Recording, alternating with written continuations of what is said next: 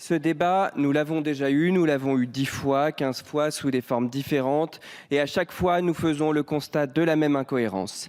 Notre politique agricole finance ce qui ne produit rien, fragilise ce qui produit encore et ouvre grand notre marché à des productions étrangères qui ne respectent aucune de nos règles.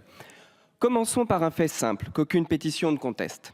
Entre 2022 et 2025, le solde commercial agroalimentaire de la France est passé de plus de 10 milliards d'euros d'excédent à seulement 200 millions. Une division par 50 en 3 ans, ce n'est ni une variation statistique ni un accident conjoncturel, mais bien un effondrement. Dans le même temps, la France importe aujourd'hui la moitié des fruits, des légumes et du poulet qu'elle consomme, 60% de la viande ovine et environ 25% de son bœuf. Si l'on retire les vins et spiritueux, notre balance alimentaire réelle affiche désormais un déficit d'environ 13 milliards d'euros. Voilà où nous en sommes. Le marché agroalimentaire européen, lui, pourtant, se porte bien. Il affiche plusieurs milliards d'euros d'excédent. Il y a quelques années, l'Europe était déficitaire et la France excédentaire. Aujourd'hui, c'est l'inverse. Parlons donc des raisons de cette situation.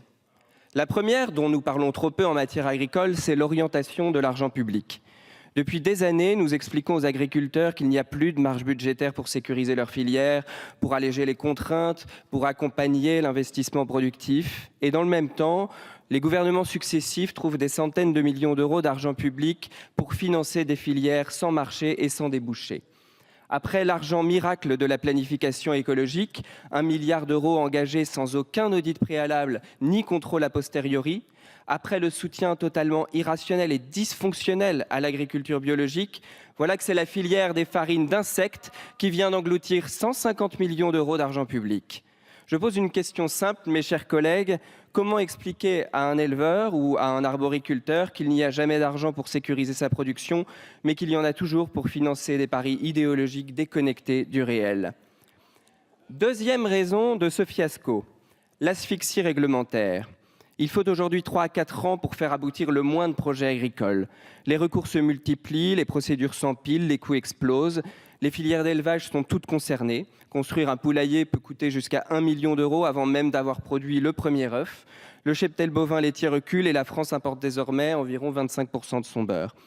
Or, contrairement à ce que certains militants ont tenté de faire croire, la loi dite Duplon ne se résumait pas à un article sur l'acétamipride. C'est d'abord une loi certes modeste, mais réelle quand même, de simplification pour desserrer les taux normatifs, facilitation du stockage de l'eau, de l'installation des bâtiments d'élevage, simplification des procédures administratives. Une polémique a suffi à effacer des mémoires ces mesures de bon sens réclamées de longue date par le monde agricole. Troisième raison de notre déroute, pendant que nous interdisons chez nous, nous ouvrons ailleurs. Le Mercosur a été écarté pour quelques mois, mais nous savons que ce n'est qu'un répit. Déjà, l'Inde frappe à la porte de l'Europe avec des productions à bas coût qui, encore une fois, ne respectent ni nos normes sanitaires, ni nos normes environnementales, ni nos exigences sociales. C'est dans ce contexte-là qu'il faut replacer le débat sur l'acétamipride, qui est un cas d'école de distorsion de concurrence. Cette molécule est autorisée partout en Europe, mais la France a décidé d'en priver ses filières. Le Conseil constitutionnel a censuré la première version du dispositif d'autorisation, non pas pour en interdire le principe, mais pour en demander un encadrement juridique plus précis. S'il existait une véritable menace sanitaire, importerions-nous 90% de nos noisettes traitées avec les mêmes molécules que nous interdisons à nos propres producteurs? Voilà le triptyque de l'échec: subventions mal ciblées, interdiction nationale isolée, ouverture commerciale déséquilibrée. Au fond, le choix politique est clair.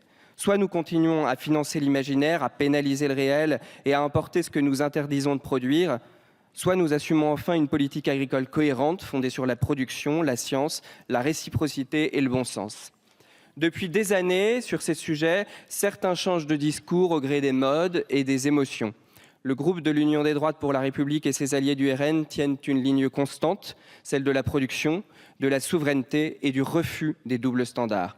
Nous soutiendrons donc tous les textes répondant à ces critères. C'est le cas, bien que très modestement, de la proposition de loi visant à lever les contraintes à l'exercice du métier d'agriculteur. Je vous remercie.